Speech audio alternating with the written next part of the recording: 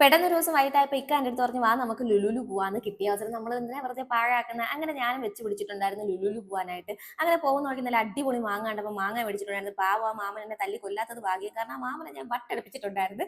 കാര്യം 1 കിലോയ്ക്ക് 250 രൂപ ആയിരുന്നന്നേ. ഞാൻ 1.5 കിലോ മേടിച്ചിട്ട് ആ മാമനെ കൺഫ്യൂഷൻ അടുപ്പിച്ച് കളഞ്ഞ അവസാനം ഇക്ക പറഞ്ഞ് എൻ്റെ പൊന്നു വെച്ച് നീ കയറി വന്നാൽ ആ മാമൻ പറയുന്നത് കറക്റ്റ് ആണെന്ന്. പാവം മാമനായോണ്ട് എന്നെ ഒന്നും പറഞ്ഞില്ല. പിന്നെ ലുലുലു ചെന്നിട്ട് ഞങ്ങൾ കഴിഞ്ഞ പ്രാവശ്യം വിചാരിച്ചതാണ് ഇവിടെ ഇത് വന്ന് ജസ്റ്റ് നോമ്പ് തുറന്ന് നോക്കണമെന്ന്.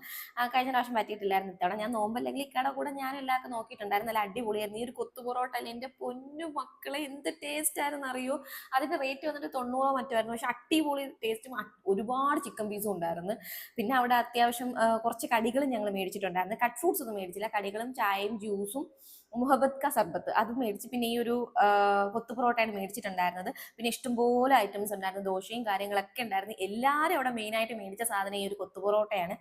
പിന്നെ എന്ന് പറയുക ഒരു കൊത്തു പൊറോട്ട കഴിച്ചാൽ തന്നെ നമുക്ക് ഹെവിയാണ്. നല്ല ടേസ്റ്റിന്റെ പൊന്നും അടിപൊളിയാണ്. ജസ്റ്റ് നിങ്ങളൊന്ന് പോവുകയാണെന്നുണ്ടെങ്കിൽ ജസ്റ്റ് വാങ്ങിച്ച് ട്രൈ ചെയ്യാൻ പറ്റുന്നുണ്ടെങ്കിൽ ജസ്റ്റ് വാങ്ങിച്ച് ട്രൈ ചെയ്ത് നോക്കണം കേട്ടോ. പിന്നെ അത്യാവശ്യം ഒരുപാട് നല്ല തിരക്കുണ്ടായിരുന്നിട്ട് ഒരുപാട് ആൾക്കാർ വന്ന് അവിടെ വന്നിരുന്ന് നോമ്പ് തുറക്കുന്നുണ്ടായിരുന്നു. പിന്നെ കൈയൊക്കെ കഴുകി ജസ്റ്റ് കുറച്ച് വീഡിയോസ് ഒക്കെ എടുത്ത് എനിക്ക് തോന്നുന്നു നോമ്പ് തുറ കഴിഞ്ഞിട്ടും ഒരുപാട് ആൾക്കാർ അവിടെ വന്ന് ജസ്റ്റ് ഇങ്ങനെ ഈ ഒരു കൊത്തു പൊറോട്ടയും കാര്യങ്ങളും സ്നാക്സ് ഒക്കെ ട്രൈ ചെയ്യുന്നുണ്ടായിരുന്നു. പറ്റുന്നുണ്ടെങ്കിൽ നിങ്ങൾ പോയി ജസ്റ്റ് ട്രൈ ചെയ്യണം കേട്ടോ.